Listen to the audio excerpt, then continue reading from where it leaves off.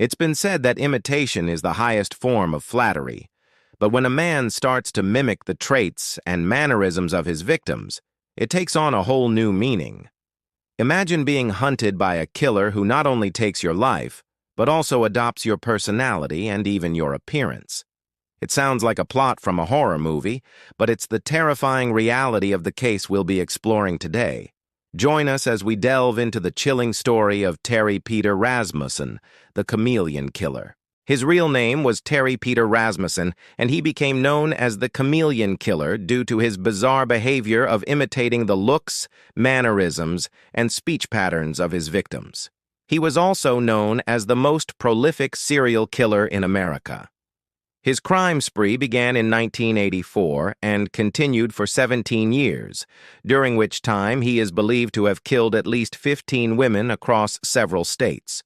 But the true extent of his crimes may never be known, as Rasmussen himself took the secret to his grave. Born on May 23, 1953 in South Dakota, Rasmussen had a troubled childhood. His biological mother, Lillian, gave him up for adoption shortly after his birth, and he was raised by his adoptive parents, Gail and Philip Rasmussen. Despite being an intelligent child, Terry had behavioral issues and struggled to form relationships. In high school, he was described as lazy and a class clown, often getting into trouble for practical jokes that went too far.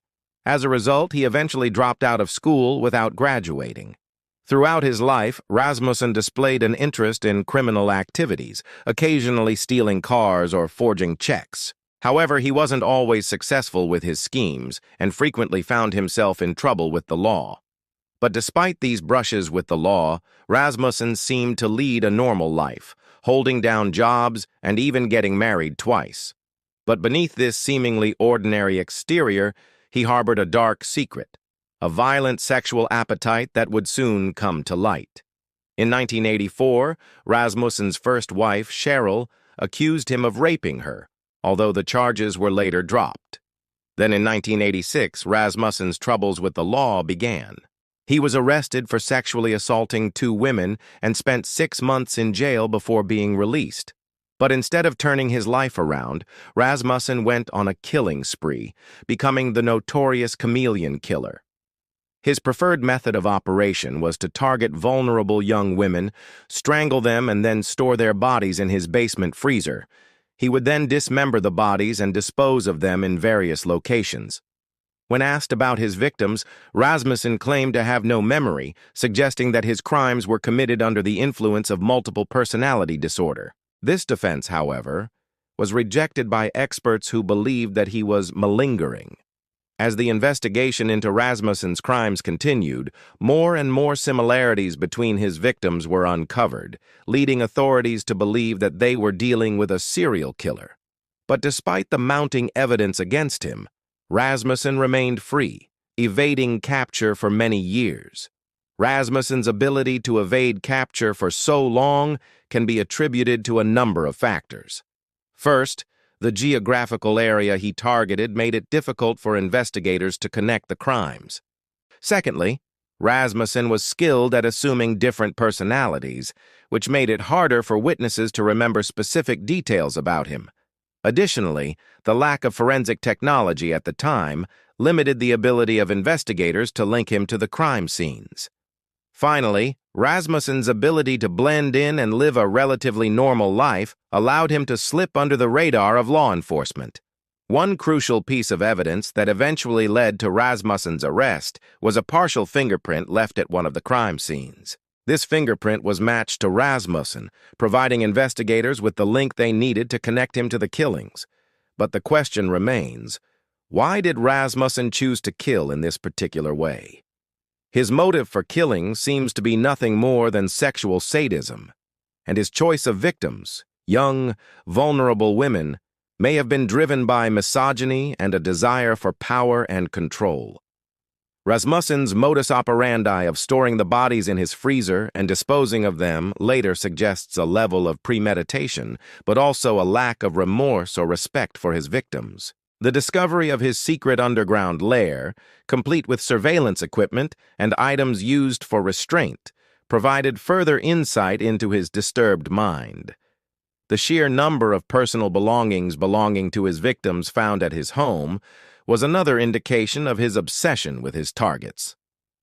On March 17, 2009, Rasmussen's luck finally ran out when he was pulled over for speeding near his home in Florida.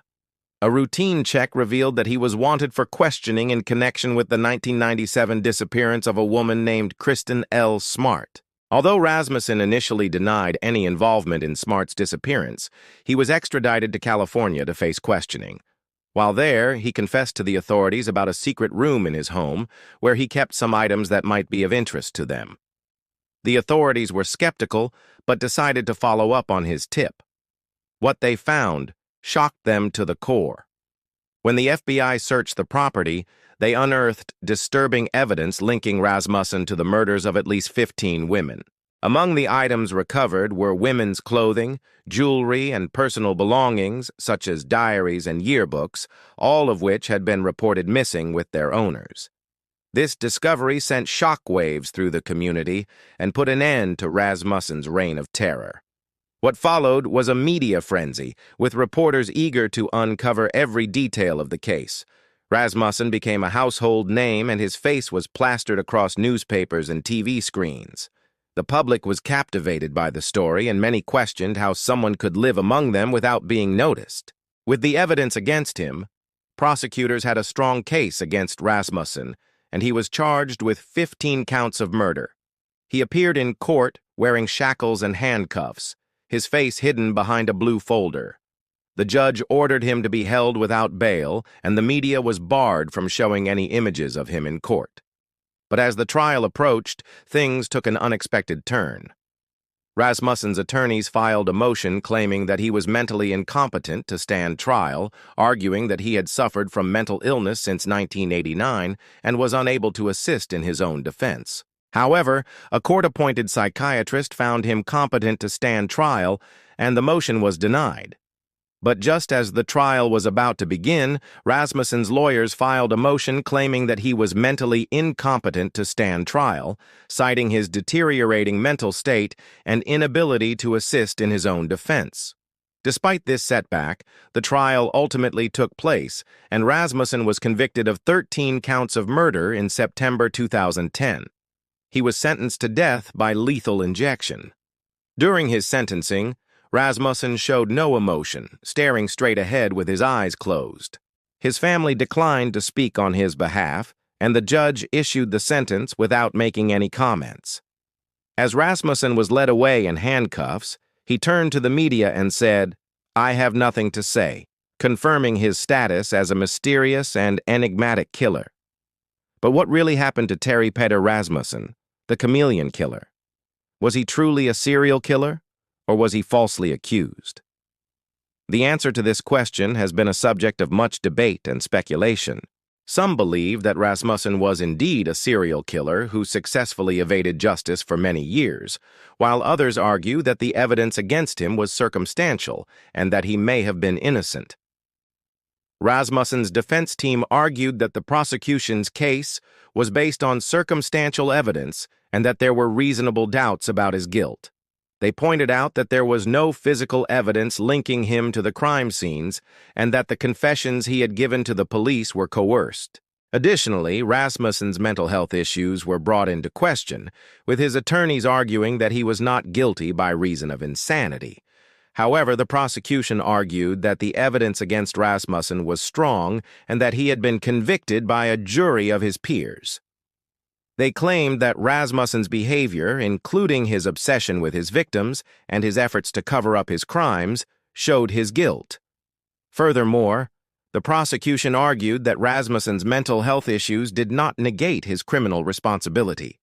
Ultimately, the court ruled that Rasmussen was guilty beyond a reasonable doubt, and he was sentenced to death. However, the case continues to generate controversy and speculation about whether justice was truly served. The impact of Rasmussen's crimes on the victims' families and the community as a whole cannot be overstated. The families of the victims continue to seek justice and closure for their loved ones. The case has also sparked debates about the role of law enforcement and the justice system in catching serial killers and bringing them to justice. The story of Terry Peder Rasmussen is a chilling reminder of the evil that can lurk in the shadows of society. He was a monster who used his intelligence and charisma to evade capture for so long. The discovery of his secret lair and the personal belongings of his victims is a haunting testament to his twisted psyche. As we remember the victims in this case, let us also reflect on the importance of justice and the need for society to protect its most vulnerable members.